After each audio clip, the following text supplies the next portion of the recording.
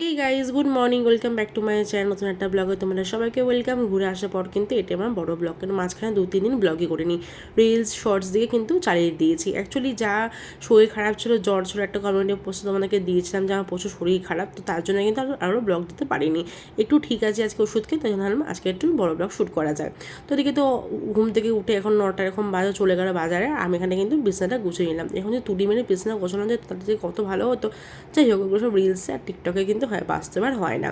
আর এদিকে বিছানা গুছিয়ে আমি চলে গেলাম ফ্রেশ হতে, আর ও গেছে বাজারে। তো ফ্রেশ হয়ে এসে রান্নাঘরে দেখি দিকে মা ঢেঁড়স সিদ্ধ বসিয়েছে। তো যাই হোক, ওটা হচ্ছে, আশা করি হয়ে এসছে। আর এখন আমি একটুখানি চায়ের জল নিই, ততক্ষণের মধ্যে ও চলেও আসে বাজার থেকে। তো বাজার থেকে চলে এসছে, আর বাজার থেকে আজকে জানি না কী মাছ নিয়ে এসছে। আর এদিকে কিন্তু পটল আর লঙ্কা নিয়ে এসছে। তো চলো আমি চাটা করে নিই, তারপরে এসে দেখবো ও কী মাছ নিয়ে এসছে। তো দেখলাম আজকে ভোলা মাছ নিয়ে এসছে। এই প্রথমবার দিন ছোটো ছোটো ভোলা মাছ নিয়ে আসতে, কোনোদিনই ছোটো ভোলা মাছ আনে না, অনেক বড় মাছ নিয়ে আসে। কিন্তু আজ ছোটো ছোটো ভোলা মাছ পেয়েছে, লাল লাল দেখতেই পাচ্ছ। তো ফার্স্ট আমি এত ছোটো ভোলা মাছ খাবো। আর যেটা ছোটো ছোটো ভোলা মাছ, তো আজকে ভেবে দুটো করেই খাবো, আর কিছু মাছ রেখে দেবো। তো আজকে শস্য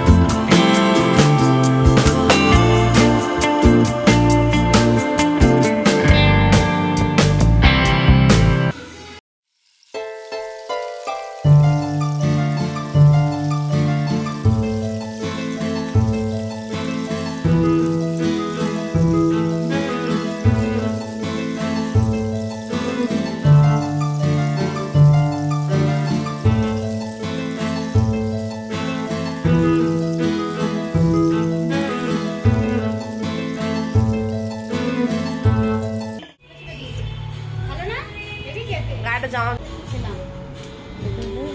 বড় হলে ভালো হবে। মিষ্টি আছে খা না না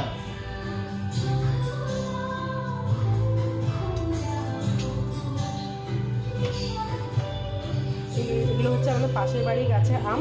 এগুলো দিয়ে এখন আমাকে চাটনি করে মা কেটে দিল, ওরা দিয়ে গেছে। তো এখন চাটনি করছি, খুব ইচ্ছা করলো চাটনি খেতে।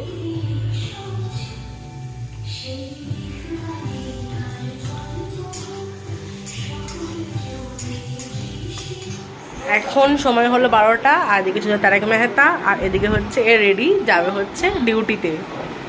ভালো লাগে ডিউটি যেতে? খুব ভালো লাগে আমার। সেটা তোমার মুখ দেখে বোঝা যাচ্ছে কতটা ভালো লাগছে। যাই, বাইরে প্রচণ্ড গরম।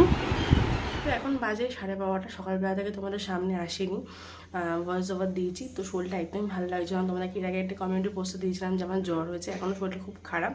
তো একটু ওষুধ খাওয়ালে ঠিক আছে, তাও এনার্জিটা লস হয়ে যাচ্ছে। আমাদের খালি কাজ করতে করতে বসে পড়ছি, ভালো লাগছে না, খুব কষ্ট হচ্ছে গরমের মধ্যেও। তো ভালো লাগছে না, শরীরটা একদমই ভালো নেই। তো ভাবলাম যে না, এখন একটুখানি তোমাদের সামনে আসি। এইসব আমি স্নান করে উঠলাম, ও তো ডিউটি চলে গেছে, তোমাদেরকে একটু আগে ব্লগে দেখিয়ে দিচ্ছি সেটা। তো এখন যাবো ছাদে। ছাদে কিছু জামা প্যান্ট মেলা রয়েছে, মা যেগুলো মেলে গেছিলো, তো সেগুলো দিয়ে তো ঘুরে এসছে। এখন প্রচুর জামা প্যান্ট হচ্ছে, বুঝতেই পারছো, কাচাকুচি রয়েছে। সপ্তাহে একবার কাচা যাচ্ছে না, টুকটুক করে কাচতে হচ্ছে। তো কিছু জামা প্যান্ট কাঁচা রয়েছে, সেগুলো ওপরে মেলা রয়েছে ছাদে, গিয়ে আমাকে নিয়ে আসতে হবে।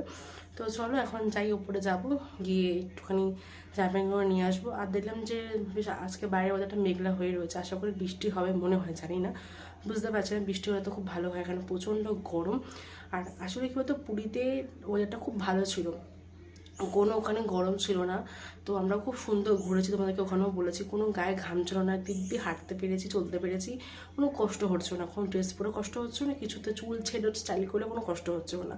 আর এখানে একটা মুহূর্ত কিচ্ছু করা যাচ্ছে না, মানে এতটাই গরম লাগছে, প্রচুর কষ্ট হচ্ছে আমাদের এখানে। মানে ওখানে আসার পর থেকে মনে হচ্ছে যে পাহাড় ঘুরে আসলে যেরকম হয় একটা, ওরকম ফিলিংস আসছে যে কোথা থেকে ঘুরে এসে এতটাই কষ্ট হচ্ছে। আমরা ফার্স্ট ভেবেছিলাম যে পুরী যাচ্ছি এই টাইমে গরমের সময় খুব হয়তো কষ্ট হবে, কিন্তু বিশ্বাস করে একটু খুব ফোটা কষ্ট হয়নি। আর ও তো প্রচুর ঘামে, কিন্তু ওর অত ঘামই হয়নি। এক কথা আমরা খুব ভালো ঘুরেছিলাম। আর এবার কী হয়েছে, সুইমিং পুলে স্নান করেছি, তারপর ঘরে একদম চিল এসে চলছিল।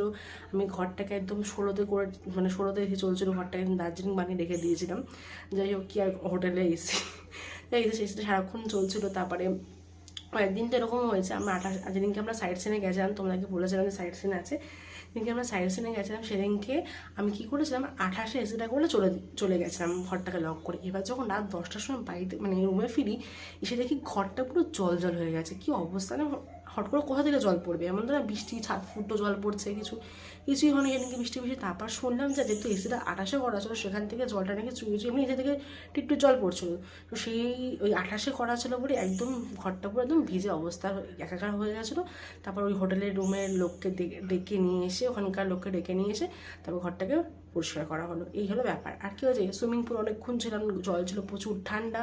তারপরে সমুদ্রে স্নান করা হয়েছে, আমি তো একদিনই করেছি, তবু সব কিছু মিলিয়ে এবার গরমে নেওয়া হচ্ছে, ধরো এবার ঠান্ডা এসি গাড়িতে ওঠা হচ্ছে, সাইড সিন যিনি করেছে একটু রোদ্দুর তো গাড়ি লেগেছে। তারপরে আবার গাড়িতে এসি, তারপর আবার নামছি, আবার উঠছি, ঠান্ডা জল খাচ্ছি, হ্যানা খাচ্ছি, ঠ্যানা খাচ্ছি, এসি ঢুকছি বেরোচ্ছি, সুইমিং পুল নামছি, সব একসাথে হয়ে গিয়ে তখন তো ঠাকুর আশীর্বাদে কিছু হয়নি, কিন্তু এখানে এসে আমি পুরো একদম কাহিল হয়ে গেছি, ঠান্ডাটা লেগে গেছে আমার। এই হচ্ছে ব্যাপার। যাক, তো চলো এখন যাই ছাদে গিয়ে একটু জামাকাপড় নিয়ে আসি, নাহলে বৃষ্টি পড়লে হট করে বৃষ্টি চলে আসে, তখন আর দৌড়ে আমি উঠতে পারবো নামতে পারবো না, এখন আর শরীর।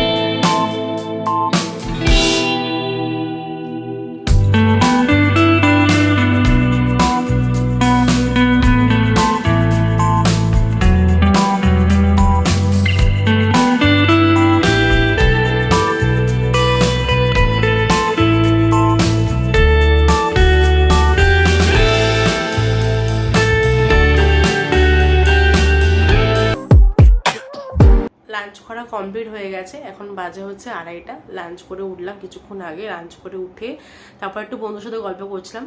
আমার এক বন্ধু থাকে চেন্নাইতে, ও সেখান থেকে ফিরছে কলকাতাতে 20 তারিখে, তো সেই অনেক গল্প করলাম ওর সাথে। তো কি করছে না করছে, ওখানে কীরকম আছে, তো অনেকদিন পরও কথা হলো, ও বললো এসে দেখা করবে। তো সেই ব্লগগুলো অনেক ভালো ভালো ব্লগ তোমাদের কাছে করে দেবো, সেই ব্লগগুলো তোমাদের আস্তে আস্তে দেখতে পাবি যখন আসবে, যখন আমরা মিট করবো, এটা এখন বলছি না।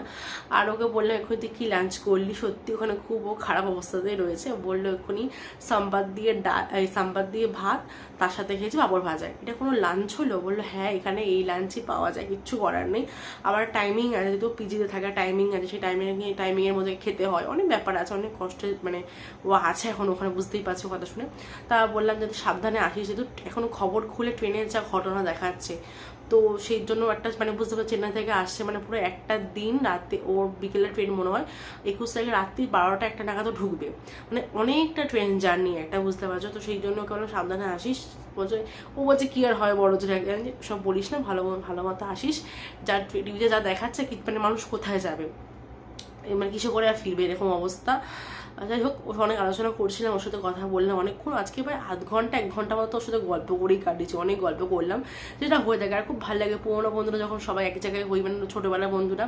একটা টাইম ছিল যখন ছোটোবেলা ছিলাম, যখন পারমিশন পেতাম না আমরা কোথাও একসাথে যাবার বা ঘুরতে যাবার, একসাথে টাইম কাটানোর, তখন কিন্তু আমরা সবাই এক জায়গায় ছিলাম। আর আজকে আমাদের সবার মতো পারমিশন পাই, কিন্তু আজকে সবার মতো এক জায়গায় নেই, মানে চারদিকে পুরো ছড়ানো ছিটানো রয়েছি।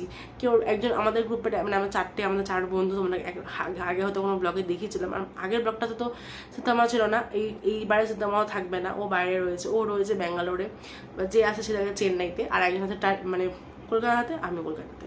তো সেটা সবাই এক জায়গাতে, সবাই একসাথে হওয়াটা খুব এখন চাপের ব্যাপার হয়ে যায়, আর সবাই একসাথে পাওয়াটা খুব একটা ভাগ্যের ব্যাপার, সবাইকে একসাথে পাওয়া না একটা ভাগ্যের ব্যাপার, এটা হয় না, সেটা এবারেও হবে না, আমি সেটা বুঝতেই পারছি। যখন হয়তো ও চলে যায় তখন হয়তো ও আসবে, বা আবার হতেও পারে খুব খুব মানে চাই যাতে হোক, যাই হোক ও আসবে, এটা তাই খুব আনন্দ হচ্ছে যে অনেকদিন পর আবার দেখা হবে, আবার কোথাও না কোথাও যাবো। তো যাই হোক, তো চলো এখন একটুখানি রেস্ট করবো বলতে ঘুমাবো তো না, কারণ দুপুরবেলা আমি ঘুমাই না। আমি একটু জাস্ট ব্লগটাকে এডিট করে রাখবো, আমার কাজটা এগিয়ে রাখি, কিছু কিছু ব্লগ এডিট করা বাকি আছে, সেই ব্লগগুলো এডিট করে রাখবো এখন, যাতে আমি কালকে তাড়াতাড়ি পোস্ট করতে পারি, সেই কারণের জন্যই। আর আজকে বিকেলবেলা জানি ভিডিও দিতে পারবো কি পারবো না, আগের ব্লগটা দেখতে হবে আমার এডিট করা আছে কি নেই। আমার শরীরটা এখন ভালো লাগে না, মুখ চোখটা দেখে মনে হচ্ছে শুকিয়ে গেছে মুখ চোখটা, শরীর খারাপের জন্য। যাই হোক, এখন রেস্ট করে চলো, তারপর বিকেলবেলা আবার আসছি। 5:30 বাজে তো সন্ধ্যা দিতে হবে বলে আমি একটুখানি উঠে সব লাইটগুলো ধরিয়ে দিলাম। এদিকে রান্নাঘর লাইট ধরালাম, আর এদিকে আমি আসলাম হলঘর লাইট ধরাতে। হলঘরের কোনটা ছেড়ে কোনটা জ্বালাবো আমি বুঝতে পারি না, কারণ এত গরম লাগে, মাঝে মাঝে ভাবি যে সব জ্বালাই, কিন্তু গরমের চোটে সব জ্বালাই না, দু একটা জ্বালিয়ে কিন্তু বন্ধ করে রেখি। তার সন্ধ্যা দেওয়া হয়ে গেলে তো এমনি বন্ধই আমি করে দিই, আর ধরিয়ে রাখি না। বেকার এই ঘরে কেউ থাকেও না, বন্ধ করে রেখে দিই। আর দেখো লাগেজটা এখনো পর্যন্ত পড়ে রয়েছে, কারণ এখানে সব জামা প্যান্ট বার করা হচ্ছে, কিছু কাঁচা হচ্ছে, আবার কিছু এখানে রেখে দেওয়া হচ্ছে, কিন্তু আলমারিতে জায়গা হচ্ছে না। তো এবার রান্নাঘরে আসলাম, নিয়ে একটু চা বানাবো বলে আমার কিন্তু সন্ধ্যা দেওয়া কমপ্লিট। গরম পড়েছে, দুপুরে তো ঘুমাইনি আমি, টিভি দেখছিলাম একটুখানি, আর ব্লগটা একটু এডিট করে রাখলাম অর্ধেকটা, তোমাদের বললাম। তো চলো এখন সন্ধ্যা দিলাম, সন্ধ্যা দিয়ে এখন করলাম নিজের জন্য চা করেছি, চাটা নিয়ে এখন ঘরে যাবো। তো চাটা বন্ধ করে দেবো,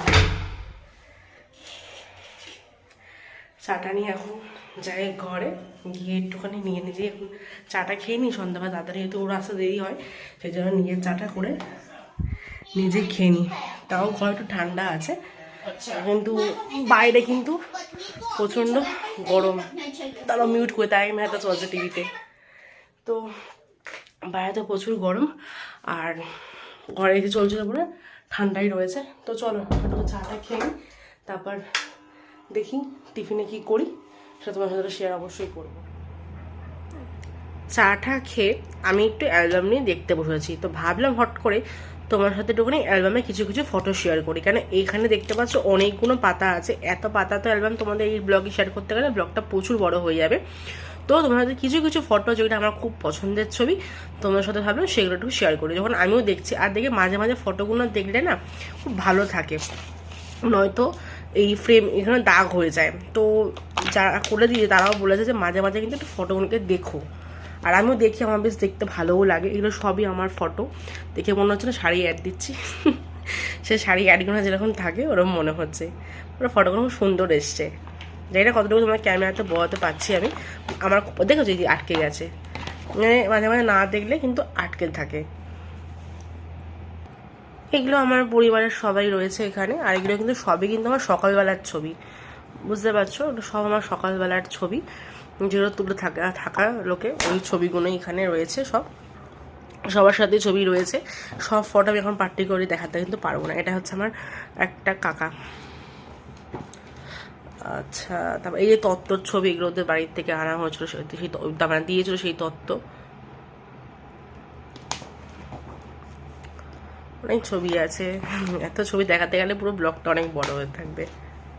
এই যে এরকম সাজানো হয়েছিল আমাদের বাড়ি থেকে বিয়ের গেটটা, দেখতে পাচ্ছ, আমার তো খুব পছন্দ হয়েছিল। আর এই যে আমার ছবি,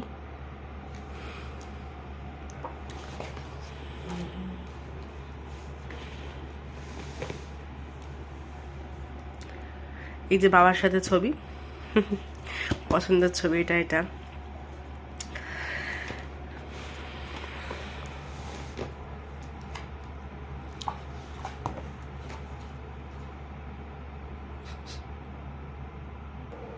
এই যে এখানে কিছু ছবি আছে, আমি না অ্যালবামটা খুলতে চাই না। অ্যালবামটা খুললে কিছু কিছু মানে অ্যালবামের মধ্যে তো অনেকেই আছে যারা এখন নেই, আর সেগুলো দেখলে খুব কষ্ট হয়, ইমোশনাল হয়ে পড়ে। বিশেষ করে আমার বাবার ছবি আছে, তো ইচ্ছা করে না অ্যালবামটা খুলতে, কিন্তু যাই হোক মাঝে মাঝে খুললে দেখি। এই যে ও যখন বিয়ে করতে আসে সেই ছবি,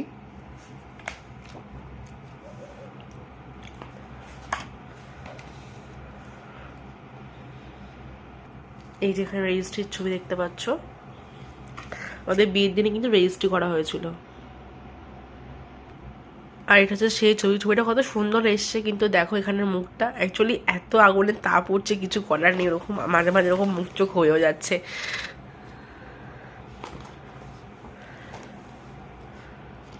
এটা খাওয়া দাওয়ার সময় ফটো তুলেছিল বিদায়ের ছবি, এই যে বুঝতেই পারছো। এগুলো দেখতে ইচ্ছা করে না, যাই হোক পাতা পেজ উল্টা তো আসেই, কিছু করার নেই, দেখতে তো হবেই। আর তোমাদের সাথে কিন্তু আমি একদিন আজকে এতটুকুই থাক। তোমার সাথে আমি একদিন না হয় আমাদের বৌভাতের অবশ্যই বৌভাতের অ্যালবামটা শেয়ার করবো, মানে এর সাথেই রয়েছে ওটা। আজকে দেখালাম না, তো অনেক বড় হয়ে যাবে অ্যাকচুয়ালি দেখাতে গেলে। আর আজকে আমি হঠাৎই খুঁজে পেলাম এই অ্যালবামটার সাথে ছিল, দিলাম এই এই অ্যালবামটা আমার অ্যালবামের মধ্যে ঢোকানো ছিল ওর ছবিগুলো। কত আগের ছবি দেখো এগুলো। সে যারা টালিগঞ্জে থাকো তারা অনেকেই যেন শিশির স্টুডিও, খুব বিখ্যাত স্টুডিও, তো সেখানকারই ছবি। ও বলে ওকে নাকি আগে দেবের মতো দেখতে ছিল, নাকি ওকে অনেকে বলতে চাই না। তোমরা কমেন্টে জানি তো সত্যি দেবের মতো দেখতে ছিল? এই একটা ফটো। আচ্ছা, এই এই এই আর একটা, সেটা একদম বাজে লাগছে আমার। তারপর এই একটা, এটাতে লাগতে পারে, অনেকটা কাছাকাছি লাগছে। এই ফটোটা ভালো, আমার খুব পছন্দের ছবি, এটা বেশ ভালো লাগছে ছবিটা। তো এটা আমার কাছে ছিল, মানে এটা অ্যাকচুয়ালি দিদিবাড়িতে ছিল, দিদিবাড়ি থেকে আমি নিয়ে এসেছি, ওরা দিয়েছে আমাকে, দিয়ে দিয়েছে, তো এটা নিয়ে এসেছিলাম। এই একটা ছবি, আর মনে হয় নেই, ব্যাস এই কটাই ছবি রয়েছে। খুঁজে পেলাম তো ভাবলাম তোমার সাথে একটুখানি শেয়ার করে দিই কিরকম ছিল না আগে, আর এখন ফটোগুলো কিরকম লাগে। বাজে হচ্ছে 8:30, আর আমি এখন বসলাম আটা মাখতে। মানে আটাটা মাখা ছিল, মা ভেবেছিল যে ওই আটাতে অনেক রুটি হবে, কিন্তু না, রুটি হবে না। তো আমাকে আবার মাখতে হবে। আটা মাখতে আমার একদম ভালো লাগে, রুটি করতে আমার ভালো লাগে না। যত রান্না করবো, রুটি করতে আমার একদম ভালো লাগে না, কিন্তু সেটাই করতে হচ্ছে। আজকে আমার আটাটা মাখতে হচ্ছে। আমার হাত থেকে আরও বেশি বিরক্ত লাগে, যতক্ষণ আমার রুটি করা হয়েও যেত। যাই হোক, চলো। তোমাদের কালকে রুটি করতে ভালো লাগে না অবশ্যই নয় কমেন্টে জানিও। আমার তো একদম ভালো লাগে না রুটি করতে, সব রান্না করবো ভালো লাগে, রুটি করতে আমার একদম মানে ভাবলেই জ্বর আসে। তো চলো, আটা মাখা হয়ে এসছে, তো এবারে রুটিগুলো ঝটপট করে ফেলি, এতক্ষণ অফিস থেকে চলেও আসবে।